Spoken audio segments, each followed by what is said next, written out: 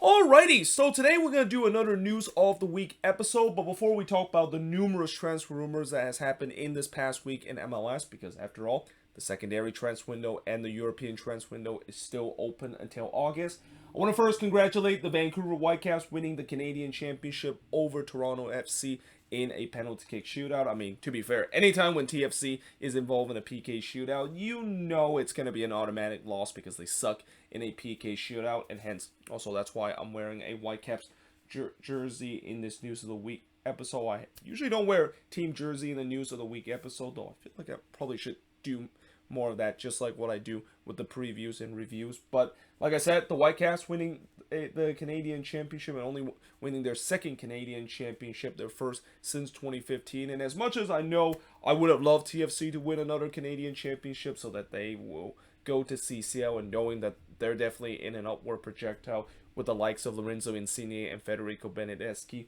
probably carrying this team and forming a new core for this TFC team, and also seeing how those guys will play against these CONCACAF region opponent and Liga MX opponent. I feel like nowadays heading into CCL for these MLS teams, the pressure is definitely off them, because after what we saw in this previous CCL tournament where the Seattle Sounders finally conquered the mountain and finally ended the discussion of when exactly or if an MLS team will ever win CCL in this tournament existed, it finally happened. And now I think the only naysayers I will say is that maybe some will say that was kind of a fluke, and the Sounders beat against a very weak Pumas team that wasn't doing well in Liga MX. But at the end of the day, the long discussion of whether or not an MLS team will ever win CCL has finally been over. And nowadays I feel like that pressure of it would be nice for an MLS team to win again, to really now solidify that MLS is considered the top league in the CONCACAF region, and maybe even surpassing Liga MX with that. But I also kind of like to see some feel-good story, and that for Vancouver being back in CCL and winning only their second trophy in their franchise history is definitely a feel-good story. And like I said, this team has not had a lot to cheer about, and you look at how there was a lot of fans that attended this one. In fact, it was a sold-out crowd of 22,000 that attended this game. You know what it means to this Whitecaps fan base that is looking to finally win themselves their first trophy since 2015 and finally have something to cheer about, and they did exactly that. And yeah, we'll see how they're going to do in CCL. I mean, I don't know if they're going to go that far, because anytime when a team come out of the Canadian Championship route to get to CCL, they are usually considered to be the underdog, especially from what we see with Montreal in these past couple of years, and knowing the fact that the Whitecaps probably will get a Liga MX team in their first opponent, as we've seen with a lot of teams that won the Canadian Championship that gone into CCL. Though that being said, I think CCL has a new format heading into this upcoming season, so that could be a little bit different. So yeah, we'll see how far the Whitecaps would go in CCL next year, and that's certainly what a moment for a team that hopefully they will carry this momentum into the playoffs, as Vinny Sartini basically have mentioned that this is just the beginning, and that they have much more things to do now that they want to chase for a playoff spot in the Western Conference. Now, moving on in terms of the next news, and now talk about the US Open Cup, and in a couple of months we'll have another MLS team that will solidify their CCL spot and coming out of the US Open Cup path. Well, we now have the finalists in the US Open Cup in 2022, and it will be Orlando City versus Sacramento Republic. Orlando, of course, won 5-1 against the New York Red Bulls, though, that onslaught of goals really kind of came in the second half, because for the first 45 minutes, it was relatively tight, and then Orlando just pretty much blew the Red Bulls out, and that the Red Bulls kind of decided, had a very That's So Metro kind of moment in the second half, just completely capitulated against Orlando City. And how about Sacramento Republic? I am going to definitely upload that vlog soon. In fact, probably I'll do it today and edit that vlog, because my oh my, that experience of being at that stadium last night, that was probably one of the best, if not the best atmosphere I've seen in an American soccer game in a very long time. I mean, it was like a combination of just a cup final kind of atmosphere, and also just a match that it's hard to believe that was just the semifinal. Like, it felt like it was the Open Cup final with the way that Sacramento was playing against Sporting KC, and the fact that in the end the Republic able to finally becoming the first non-MLS team to make it to the US Open Cup since 2008 just said a lot about this team. And that I've also said many times in the Sports Hop series and talked about the Republic, their journey through the US Open Cup. It feels like it's a retribution tour or a revenge tour against MLS after MLS for multiple years have neglected the Republic of coming to MLS. And even though a couple of or not a couple of years, but just this past two years when it looked like it finally happened, and then their owner and MLS decided to pull a fast one. And again, we'll see whether or not in future is this team eventually going to have a chance to come to MLS. I mean, in some way, I feel like the from what I hear from the fan base, at least from the Republic, they're starting to kind of go almost in the similar kind of mindset as Detroit City fans have said. You know how Detroit City for a while it looked like they were going to come to MLS, and now their fans basically said, nope, we're just happy where we're going to be at. That's kind of the same case with the Republic. It feels like now that their fans are so pissed off at MLS, kind of neglecting them for so long, they thought, you know what, forget about MLS. We're happy just to stay in USL, and decided to kind of have this revenge tour against MLS. And honestly, if the Republic does win this US Open Cup for the first time in 1999, I mean, I know many people have said it, but Don Gabbert is going to be in shambles with the way that I mean, I don't know if he's going to be the one that hands the trophy, but you know that it's going to be very awkward that he's going to hand a trophy to a team that he multiple times have screwed them over and have reject them of coming to MLS. But either way, what a final it's going to be, because, you know, whatever happened in this final, there's going to be a good feel-good story. I mean, for Orlando, you know, for multiple years they've been chasing to finally get over the top, and they came close in the MLS's back tournament, and they have another shot at it. And then Sacramento, of course, trying to make history, only becoming the second non-MLS team to win the US Open Cup since MLS was founded in 1996, and we'll find out in a couple of weeks, because I think the final is on September 7th. So in about a month and a half time, we're gonna find out whether or not if there's gonna be history of a non-MLS team winning the first ever US Open Cup, or Orlando City is gonna win their first US Open Cup. Either way, you know both of these teams is gonna get their chance to finally win their first US Open Cup.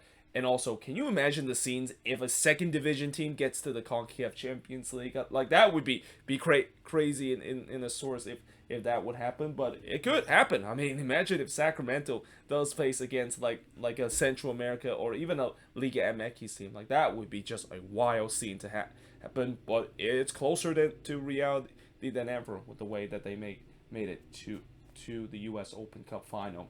Now, moving on, in terms of now talk about some of the news that has happened in the past week. Well, the first news I'm going to talk about is Luis Suarez. So remember how I made that video talk about these top 5 MLS team that is chasing for Luis Suarez, and it seems like it's closer than ever that Luis Suarez is coming to MLS? Yeah, about that.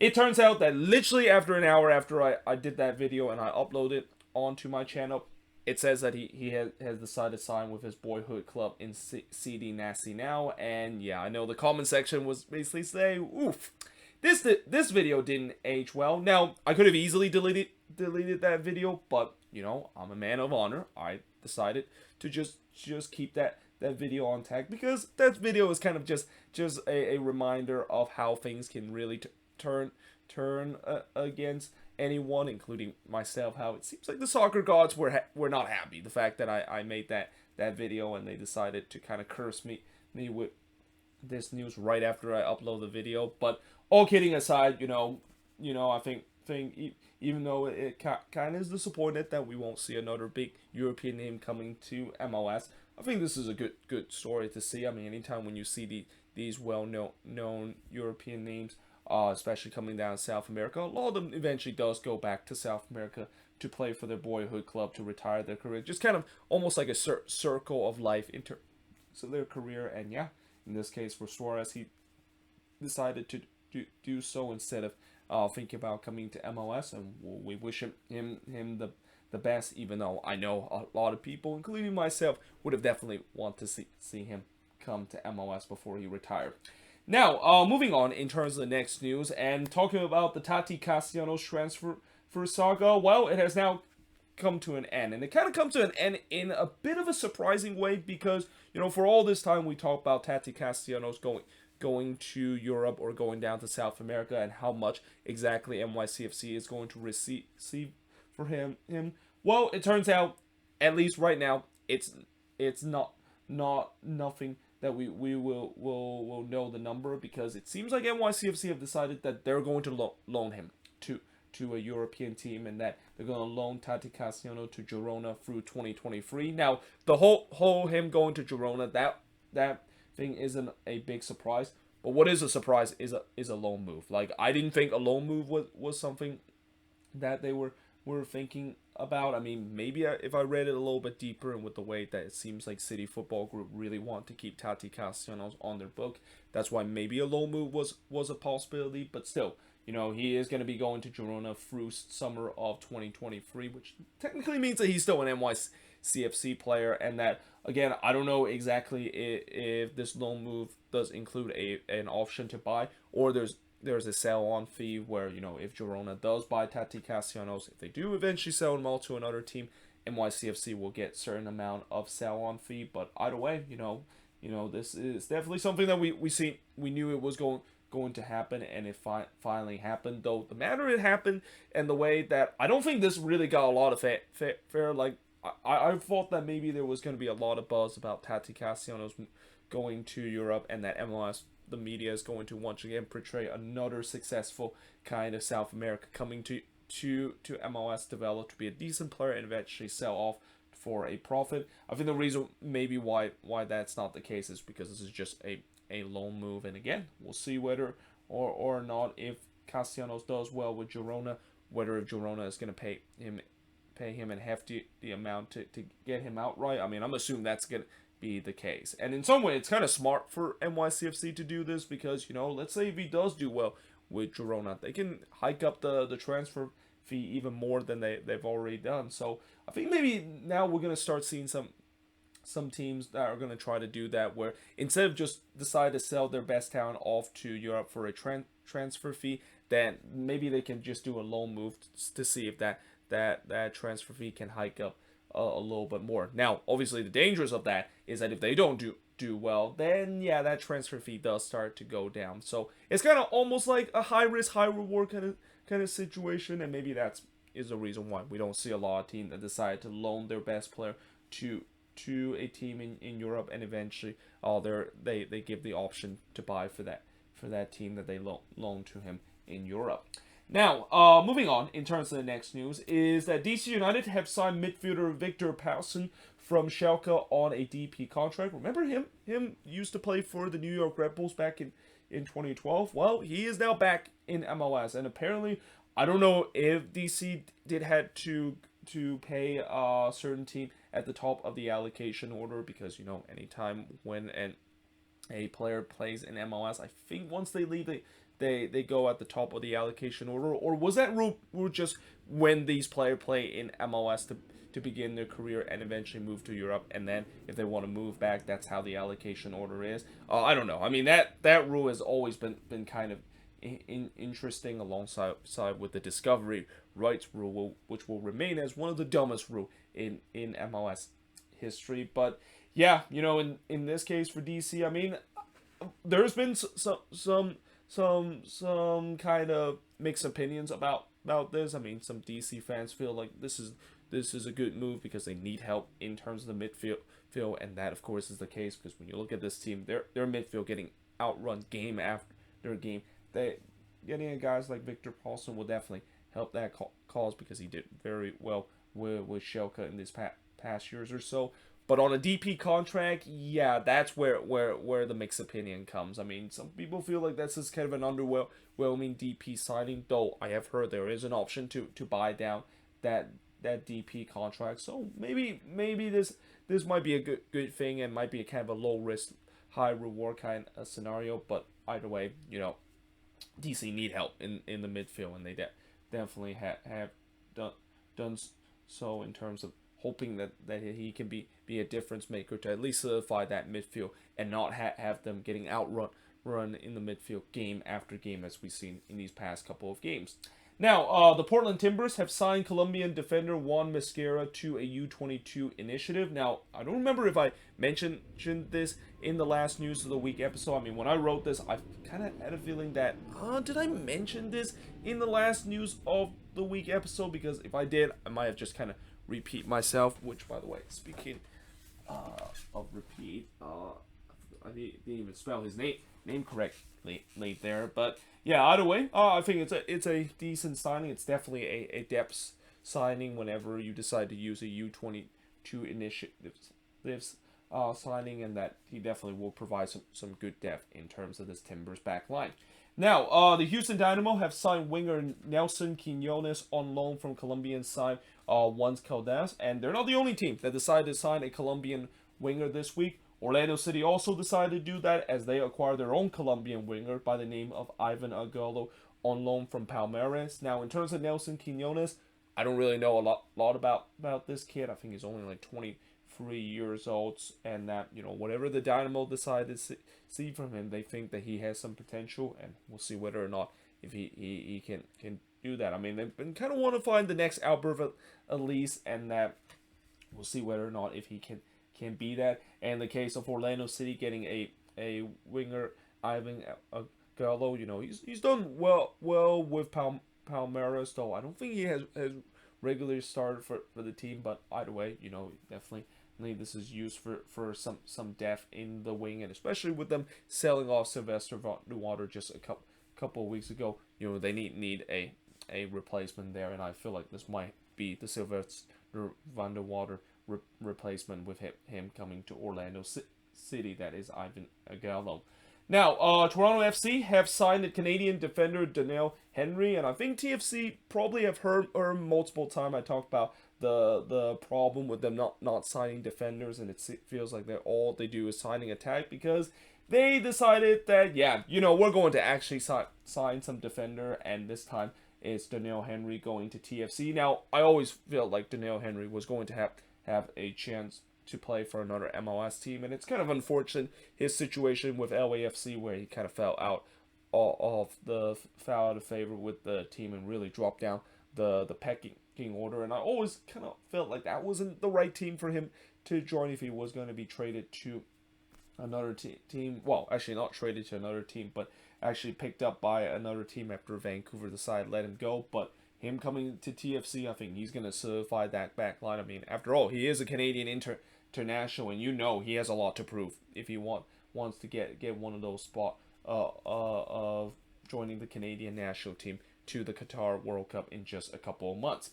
Now, speaking of defender, U.S. men's national team defender Chris Richard have signed with Crystal Palace. Now, from what I heard, FC Dallas does get some of the transfer fee out of this, because Dallas does provide a sell-on fee when they decide to sell Chris Richard to Bayern Munich, and I think it's like 35% of the sell-on fee. But either way, it's good to see that Chris Richard is going to be going to a club that I think he's going to definitely get more minutes. And Crystal Palace is definitely a decent side. I mean, they're not, I would say like one of the top teams in the Premier League, but they're definitely a respectable mid-table team, especially now under former head coach Patrick Vieira, who has really started to kind of get his coaching reputation back to a good amount after he did not do a good job once he decided to leave NYCFC for Nice. But yeah, it's good to see that Richard is going to be joining a team that, again, I think they'll give him more minutes compared to him being at Bayern Munich. Like, he was never going to get minutes with Bayern Munich, so I think this is a smart choice of him deciding to maybe go to another team, and that this, of course, is the case with him joining Crystal Palace. Now, there is a report suggesting that U.S. men's national team forward, and I forgot to write his name, but this guy is Matthew Hoppe, is getting serious interest from Mallorca and Middlesbrough. So, Matthew Hoppe, another guy that is kind of on the outside looking in terms of joining this World Cup Cup squad for the U.S. heading into Qatar in a couple of months. But again, with a lot of these players that's on the outside looking in, they're trying to join a team that will willing to give them minutes, and we'll see whether or not with him coming to Mallorca and Middlesbrough, I think those are two teams that will definitely give him minutes. Though it's going to be interesting to see how he's going to do with those teams, because if he wants to maybe be in discussion of being the World Cup squad, he needs to do well with them. And even then, that it's still kind of a long shot, because I know right now the U.S. men's national team forward group is a question, which in fact maybe that might be something he needs to do. Like maybe he needs to just score some goals and prove to Greg Berhalter that maybe he's going to be the answer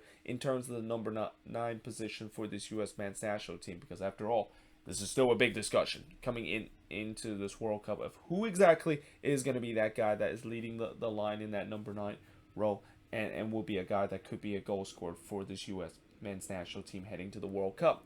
Now, Charlotte FC have waived midfielder TT Ortiz, and I think this is not a big surprise either, because I think when TT Ortiz arrived to Charlotte FC, he was always a Miguel Angel Ramirez guy, and now Miguel Angel Ramirez no longer coach with Charlotte FC.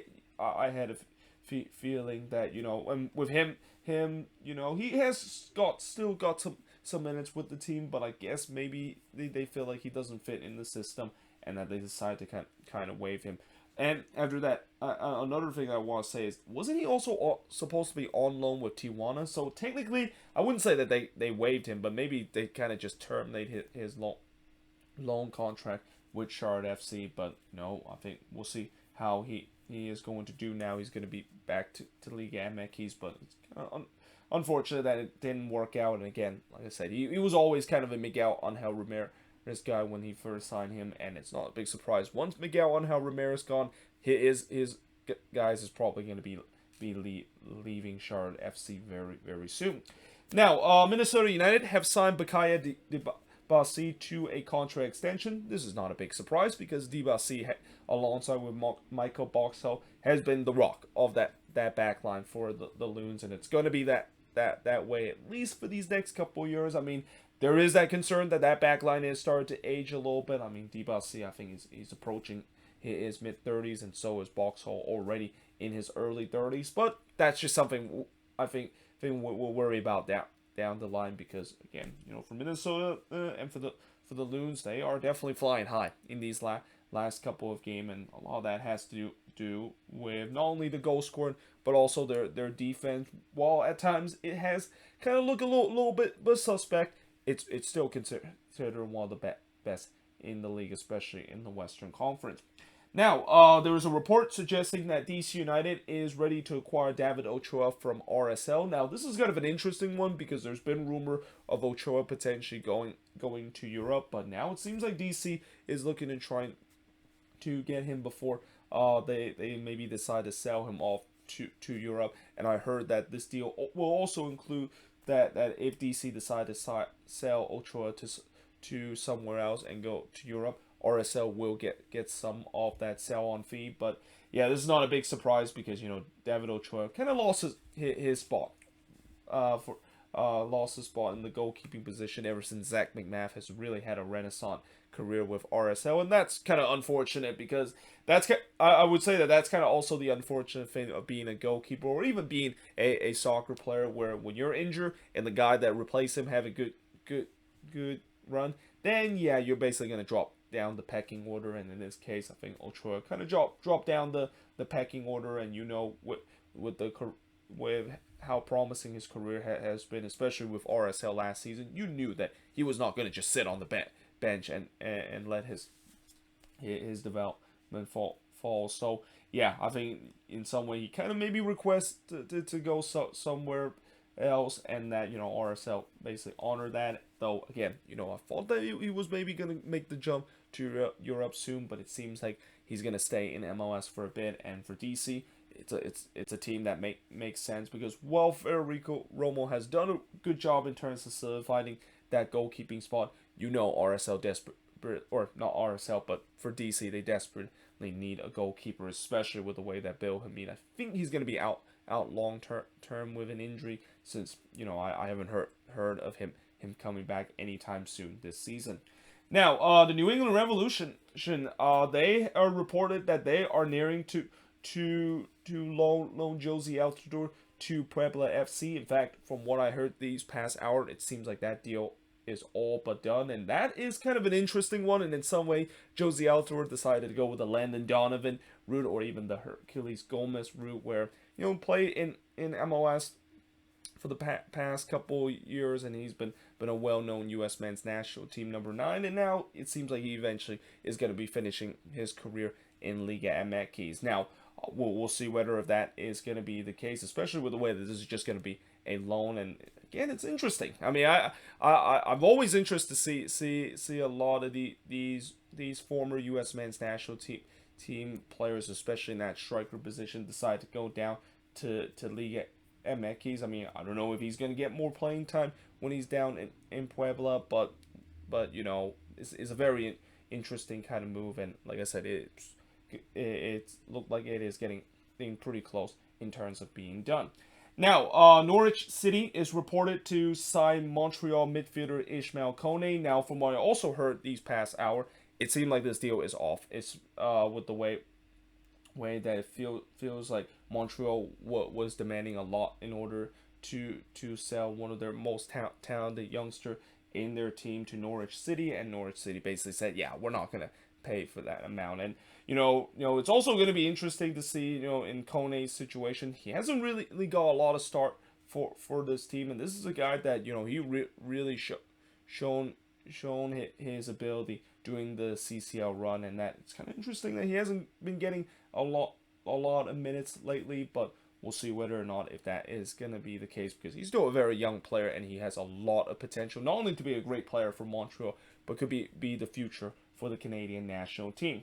Speaking of Canada and staying in Canada, talking about TFC, well, they are looking to sign an Italian player, which is not a big surprise because literally this team is only signing Canadian and Italian player, and that it seemed like their latest Italian export is going to be this defender called Luca Sapetelli from Cagliari.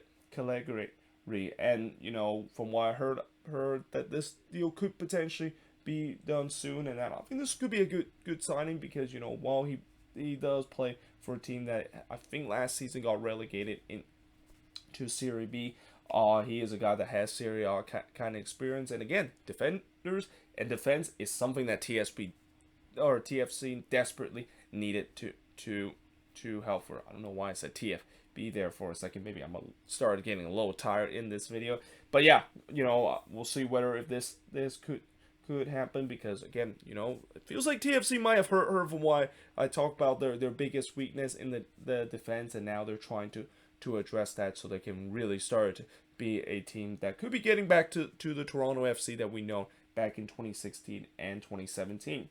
And then lastly, in the rumor mill, we got Minnesota United report to link with Rayados midfielder Jonathan Gonzalez. Remember him? And how the U.S. men's national team fan base had a meltdown when they found out that Jonathan Gonzalez decided to switch with El Tri, and it was a great example of the U.S. losing a talented player to Mexico. Well, things haven't really panned out well from him, and that even though he has had a lot of appearances with Rayados, he has been spending on loan with numerous Liga MX team and haven't done so well. Now we'll see whether if this move will happen, especially with the way that I won't be surprised Rayados would demand a lot for him.